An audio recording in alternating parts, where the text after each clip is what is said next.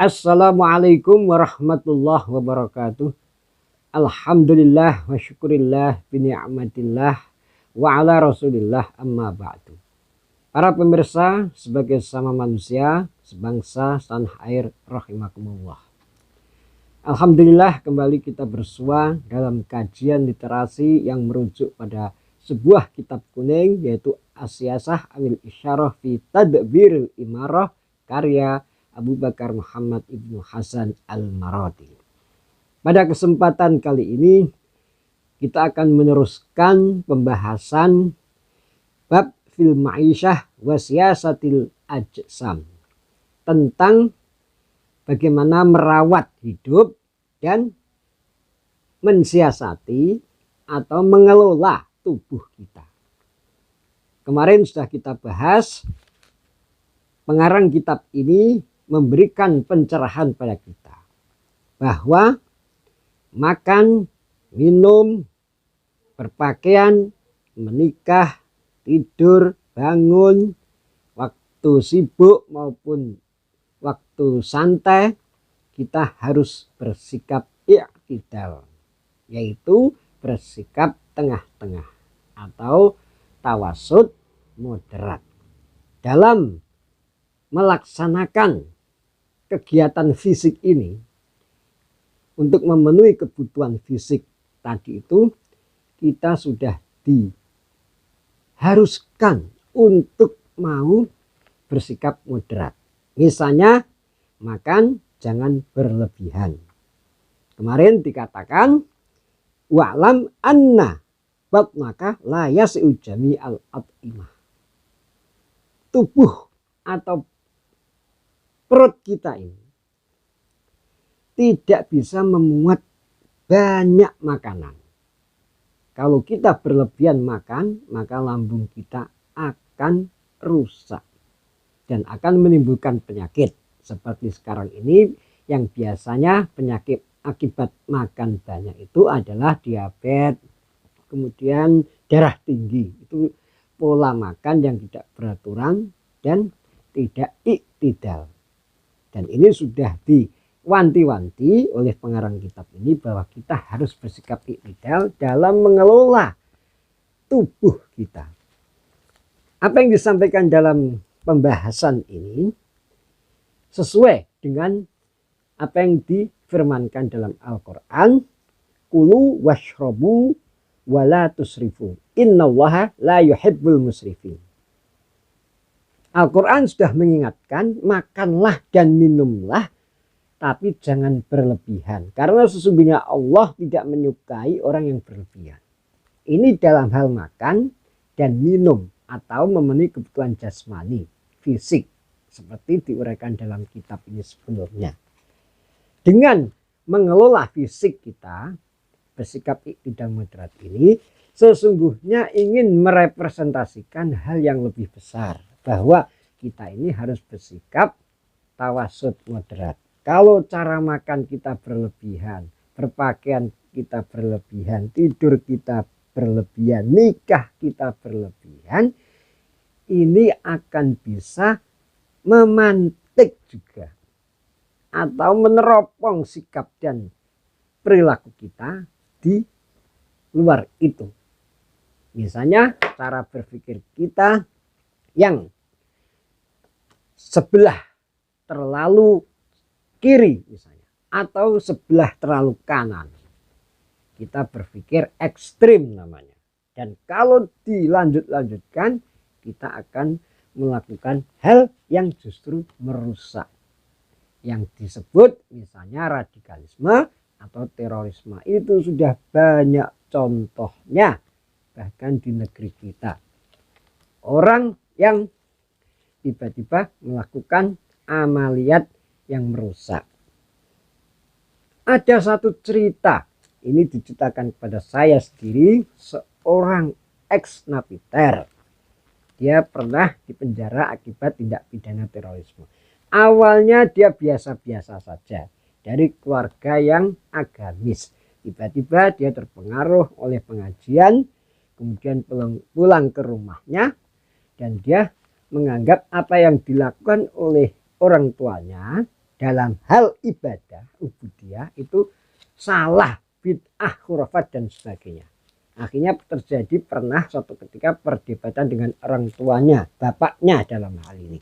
Si dia ini nggak mau ngalah dan apa yang terjadi? Dia emosi dan membawa pisau dapur mengejar bapaknya yang lari terbirit-birit. Ini contoh dalam sikap yang lain yang sangat berlebihan. Nah, kita membaca dari itu melalui bagaimana siasatul ajsam mengelola tubuh. Dalam ini misalnya makan dan kebutuhan jasmaninya yang lainnya. Ini saja kita harus bersikap moderat, jangan berlebihan, israf. Dan ini kalau kita bisa mengatur siasatul ajsam, mengelola tubuh fisik kita, menurut pengarang kitab ini, kita insya Allah akan bisa mengelola emosi kita. Kita akan bisa arif, tidak mudah emosi, tidak mudah sumbu pendek dan sebagainya. Dan ini sebenarnya sudah dikatakan oleh para ulama terdahulu. Misalnya ada satu kalimat yang menarik dari seorang ulama, wamtila'uhu yufdi ilal fasad fid dunya wal akhirah. Orang yang terlalu kenyang dalam hal makan, maka akan membawa pada kerusakan dunia dan akhirat. Imam Syafi'i juga pernah mengingatkan dalam sebuah makalahnya, li'anna syabu'a yaktulul badan wa yaksil qalba wa yuzilul fatanah wa yahlibun nam wa yad'afu anil ibadah. Orang yang terlalu kenyang makan, berlebihan dalam hal ini, maka akan bisa membunuh tubuhnya. Tubuhnya akan bisa terjangkit oleh penyakit misalnya. Kemudian akan bisa memperkeras hati. Kemudian juga akan bisa menghilangkan kecerdasan. Dan akan memperbanyak tidur. Tidur melulu karena kekenyangan. Dan yang terakhir akan melemahkan dari urusan ibadah. Jadi malas. Ini sudah diingatkan oleh para ulama terdahulu. Seperti tadi dikatakan, banyak makan, kekenyangan akan menghilangkan kecerdasan. Nah itu yang bahaya. Kalau sudah hilang kecerdasan, maka akan mudah terbius oleh hal-hal yang sesungguhnya tidak perlu disikapi secara keras, secara ekstrim. Selanjutnya saya akan membacakan fa'illam tajtami hadhil umur fi ta'amika. Ini masih membahas soal makan. Apabila semua hal-hal tersebut tidak bisa mencakup dalam makananmu, fa'mad ila aqrabil atimah min naf'ika wa ashbaha bihalika. Apa yang kita lakukan menurut pengarang kitab ini? Maka kerjakanlah makanan yang paling bisa kita jangkau, yang paling bisa kita ingini. Kita misalnya ingin satu makanan, tidak perlu makanan yang mewah-mewah misalnya. Kita cukup makan yang ada, maksudnya sikap sederhana. Dan yang bisa membawa manfaat. Tidak perlu makan makanan mahal, tetapi manfaatnya kurang, bahkan menimbulkan penyakit. Nah, sekarang ini sudah banyak ilmu kedokteran yang meneliti seperti itu, bahwa penyakit akan disebabkan oleh makanan manis atau makanan asin yang berlebihan akan tidak membawa manfaat bagi tubuh kita. Wa'lam annama akhallaka bihi min hadil awsaf allati wasafatha laka mudhirun bika fi nafsika wa mudhirun alaika inda wa kalika. Ketahuilah sesungguhnya makanan atau hal-hal lainnya yang bisa merusak sifat-sifat dari diri manusia, sifat yang bisa membawa kemadharatan, kerusakan dalam jiwa kita, dan juga bisa membuat keruh terhadap diri kita akibat hal-hal tersebut, masuk makanan.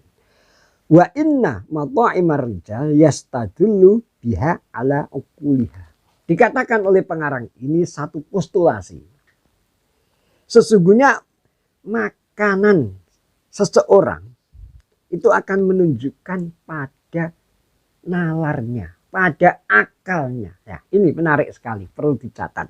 Saya kira ini yang signifikan ya, catatan kaki lah katakan gitu. Makanan seseorang itu menunjukkan dari nalarnya.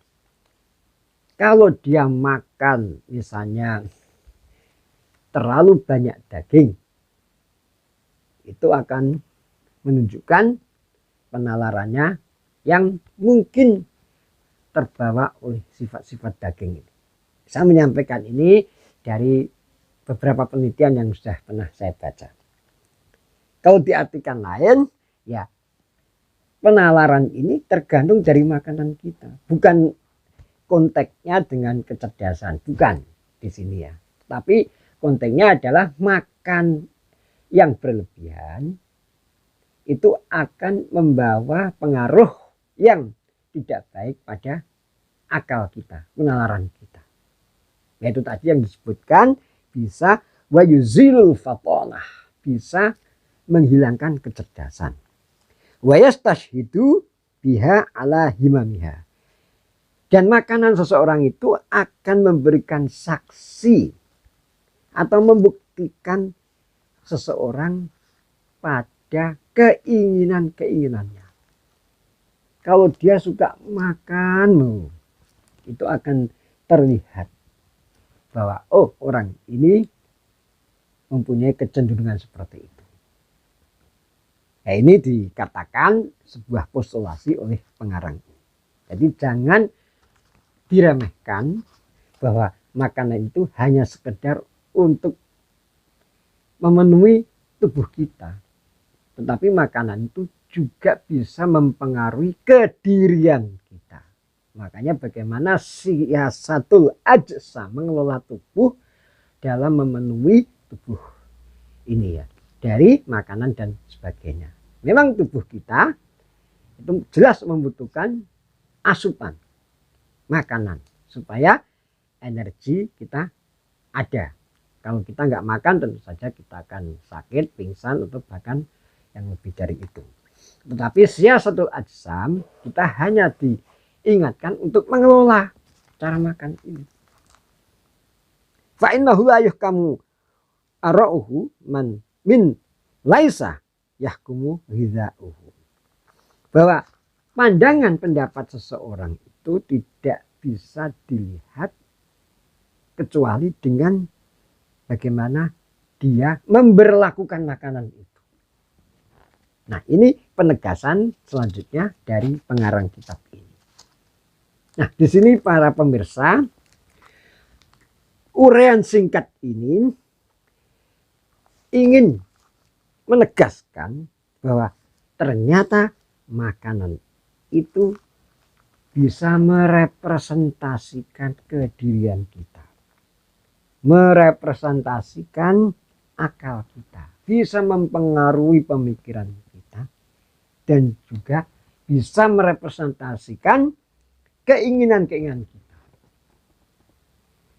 Di sini yang dipentingkan adalah bahwa sesungguhnya kita tidak boleh berlebih-lebihan dalam hal makan.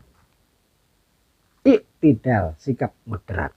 Nah, disinilah pentingnya kita belajar dari siasatul ajsa, mengelola tubuh kita ini dari asupan-asupan itu. Selanjutnya dari situ kita bisa mengelola pikiran kita, diri kita, sehingga kita bisa mendapatkan kearifan, apa yang disebut dalam kitab ini dulu-dulu, yaitu sikap ma'rifah, kearifan diri. Jadi sekali lagi dalam bab ini ditunjukkan dan memberikan pencerahan pada kita bahwa sikap iktidal, tawasud, moderat itu sangat fundamental yang harus dimiliki oleh manusia. Dan itu bisa dimulai dari makan misalnya. Dari siyasatu ajsam, mengelola tubuh kita. Tubuh kita harus dikelola sedemikian rupa dengan sikap yang iktidal, tawasud, moderat itu tadi. Jadi tubuh ini sesungguhnya juga mempunyai kandungan atau daya tampung yang moderat, sudah dibentuk oleh Allah, sudah disetting sedemikian rupa supaya tubuh ini tidak mendapatkan sesuatu yang berlebihan. Kalau berlebih-lebihan maka tubuh ini akan limbung. Limbung itu bisa berarti sakit dan bahkan kematian. Kalau sudah mendapatkan penyakit akibat makan yang berlebihan tersebut, maka kita akan sadar bahwa ternyata perlu siyasatul ajsam, mengelola tubuh. Dengan mengelola tubuh ini, maka pengelolaan diri seperti pikiran, kecenderungan kita, emosi kita akan bisa tertata dengan baik. Demikian para pemirsa kajian singkat ini, semoga bermanfaat. Salam literasi untuk kita semua. Wal afu minkum. Wassalamualaikum warahmatullahi wabarakatuh.